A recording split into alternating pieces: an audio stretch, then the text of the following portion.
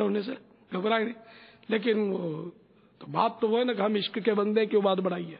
ہمارے امام اعظم نے ٹوپی سر پہ رکھی, ہم بھی ٹوپی رکھیں گے. اچھا امامہ بھی باندھتے تھے تو اور کیا, تو یہ سنت پر عمل نہیں کریں گے تو ہم کریں گے سنت پر عمل. انڈرسٹوڈ امامہ بھی باندھتے ہوں گے, امام اعظم ابو حنیفہ رحمۃ اللہ علیہ, تو امامہ بھی ہم باندھیں گے. سرکار صلی اللہ علیہ وسلم تو سر پر امامہ سجاتے ہی تھے نا ٹوپی پر, یہ تو سب کو پتہ ہے. تو یہ بھی ہم انشاءاللہ کریں گے. تو اگر کوئی ننگے سر اجتماع میں آئے تو اس کو ٹوکنا کبھی بھی مت, ورنہ پھر اجتماع میں آنا چھوڑ دے گا. اور اس طرح کی گفتگو بھی ہو تو کسی کو دیکھا بھی مت کرو کہ وہ شرمندہ ہوگا. ٹھیک ہے, آج وہ ننگے سر آیا, کل انشاءاللہ امامہ باندھے گا. آج وہ داڑھی نہیں ہے اس کی, تو اس کو کبھی میں جیسے داڑھی کا مسئلہ عرض کرتا بھی ہوں نا, تو بعض اسلامی بھائیوں کی وہ ترکیب ایسی ہوتی ہے اس کو مجبور کر دے, اٹھ جا تم بھی نیت کر لو, ہاتھ اٹھا لو, داڑھی رکھ لو. تو اس طرح کوئی داڑھی رکھتا نہیں ہے. ایک بار مجھے ایک کسی اخبار, کوئی اخبار ہے, مشہور اخبار ہے, نام نہیں لوں گا اس اخبار کا, اس اخبار کا مالک ملا جو بہت اخبار چلتا ہے ہمارے ملک میں. اس کے پارٹنر تھا, وہ مالک انمان وغیرہ تھا, وہ پارٹنر تھا, سارے ایک شخصیت کا مالک تھا. میں نے اس کو دی اجتماع کی دعوت. تو اس نے کہا کہ کیا ہے یار تمہارے اجتماع میں آئے. میں آیا تھا, بولا میں اجتماع میں آیا تھا. دو باتوں کی وجہ سے میں چلا گیا. پھر ایک یہ کہ نعروں کی مار تھی, بات میں دے نعرے, تو اب یہ کہ آدمی سمجھے گیا کہ بات کیا ہو رہی ہے. بہت نعرے لگاتے ہیں آپ لوگ. اور دوسری بات اس نے یہ بتائی کہ یار ٹھیک ہے یار, ہم گناہ گار ہیں, داڑھی نہیں رکھتے. مجھے بہت مجبور کیا گیا, پکڑ کے داڑھی رکھ لو. یار میں نہیں آ سکتا آپ کے اجتماع میں. اب اتنی بڑی شخصیت, اتنا بڑا اخبار, اگر میں نام بولوں تو میں نہیں سمجھتا کہ آپ میں سے کوئی بھی ایسا نہیں ہوا جس نے اس اخبار کا نام نہ سنا. وہ ہمارے ہاتھ سے نکل گیا آپ کی دیوانگی کی وجہ سے. یہاں بھی یہی ہوتا ہے کہ داڑھی رکھ لے, امامہ باندھ لے. تو یار کیا اسلام میں دو ہی باتیں رہ گئی ہیں, داڑھی اور امامہ, یا اور کچھ بھی ہے؟ تو حکمت عملی سے کام لینا چاہیے. سب سے پہلے ہمیں نماز کی بات کرنی چاہیے. یہ نہیں پوچھنا چاہیے کہ نماز پڑھتے ہو یا نہیں, کیونکہ یہ اس پہ بول دے گا کہ میں نہیں پڑھتا تو بیچارہ مطلب اپنے گناہ کا اظہار کر بیٹھے گا, اور گناہ کا اظہار بھی گناہ ہے اگر نہیں پڑھتا ہوگا تو اس لیے اس کو حکمت عملی سے, یا تو آپ کو پتا ہے کہ وہ نہیں پڑھتا کسی قرینے سے, تو اس کو ترغیب دے کے پڑھا کرو.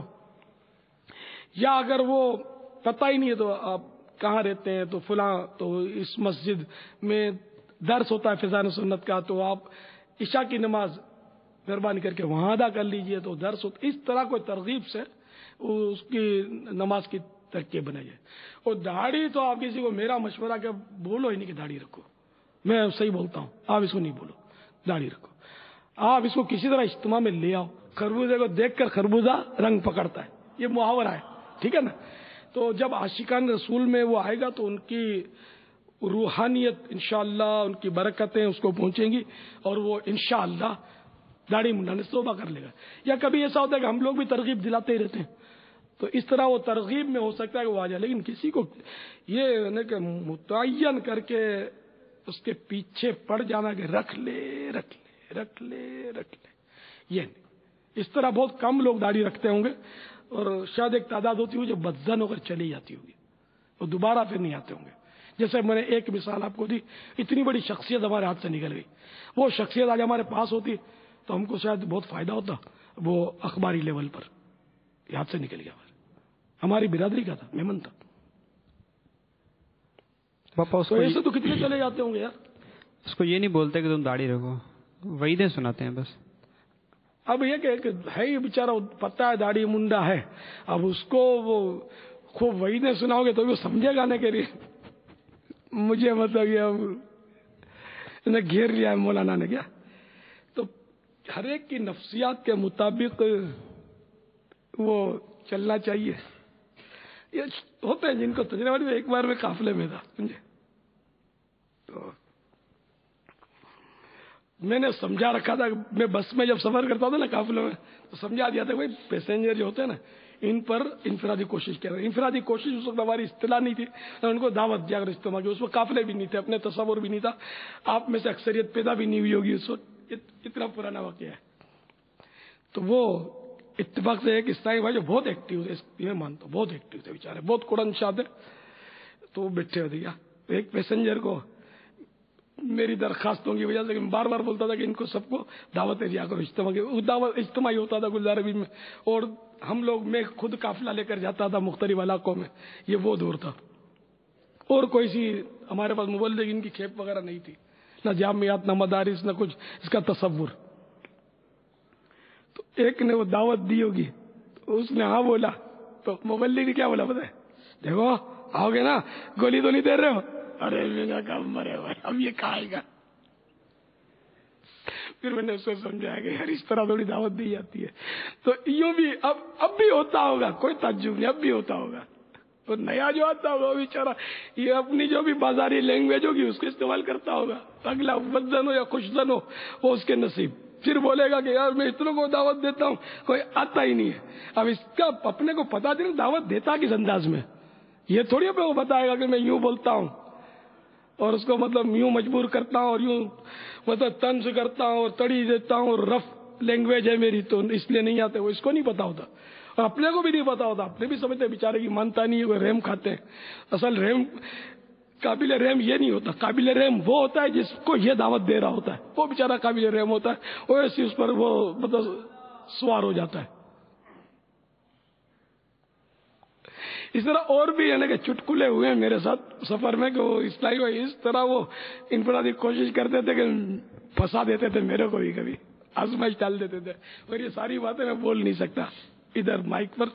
تو آہستہ آہستہ انشاءاللہ ٹکریں مارتے رہیں گے تو سیکھتے رہیں گے, ٹھیک ہے نا. آپ کوششیں مت چھوڑیں.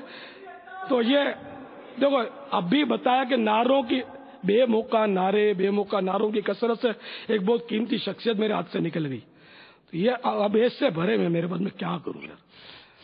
وہ ایک بار تلاوت ہو رہی تھی, کھڑا ہو گیا, میں آیا جیسے تو نعرہ لگا دیا اس نے, اور دوسرے جواب تلاوت یہاں ہو رہی تھی, میں نے بڑی مشکل سے روکا. آج بھی میں آیا تلاوت ہو رہی تھی تو بات اٹھ گئے, اشارے کیے. تو توبہ استغفر اللہ, جب تلاوت ہو رہی ہے قرآن پاک پڑھا جا رہا ہے اور جو لوگ سننے کے لیے حاضر ہوئے, سننے کے اب جا رہی ہے بیٹھے تو سننے کے لیے حاضر ہوئے, تو جو لوگ سننے کے لیے حاضر ہوئے ان کے لیے ان پر فرض ہے کہ وہ توجہ سے کان لگا کر, ادھر ادھر دیکھ کر لاپرواہی سے یا خیالوں میں گم ہو کر نہیں, کان لگا کر یعنی خوب توجہ سے وہ قرآن پاک سنے. بھلے سمجھ میں نہیں آتا, سنے, یہ فرض ہے. اور فرض کا ترک گناہ کبیرہ ہے, ٹھیک ہے نا. اب جیسے کہ کوئی تلاوت سننے کے لیے حاضر ہوا ہے, اس نے کسی کو اشارے سے بلایا, یہ کیا ہوا؟ فرض کا ترک ہوا. کیا ہوا کہ اس کی توجہ ہٹ گئی, تلاوت اب نہیں سن ہی نہیں سکتا اس طرح, جیسے فیل کیا ہے. بظاہر یہ بھی یعنی کہ اجازت نہیں ملے گی. تو جو لوگ استقبال کے لیے کھڑے ہو گئے تلاوت جب ہو رہی تھی, تو یہ بھی انہوں نے ظاہر کوئی نیکی کا کام تو نہیں کیا.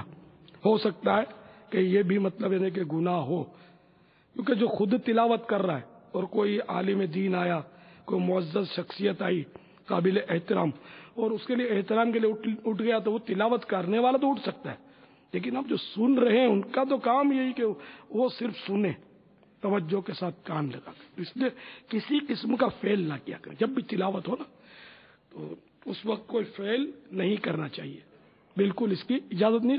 کان لگا کر توجہ سے سننا فرض ہے. تو اب یہ کہ اس طرح انشاءاللہ سیکھ جائیں گے آہستہ آہستہ آہستہ. مدنی قافلوں میں سفر کرتے رہیں گے تو سیکھ جائیں گے. قافلہ کورس کرنا, مدنی مذاکروں میں پھر قافلہ کورس اور تربیتی کورس میں انشاءاللہ ترکیبیں بنتی رہیں گی, آپ سیکھتے رہیں گے انشاءاللہ الرحمن. اچھا, تو اب یہ اپنی بات چلی تھی کہ اچھا جو اٹھے اس کا گناہ ہوا یا کیا, کچھ سمجھ میں آ رہا ہے؟ سمجھ میں نہیں آ رہا یار, یہ معلومات کر لو یار.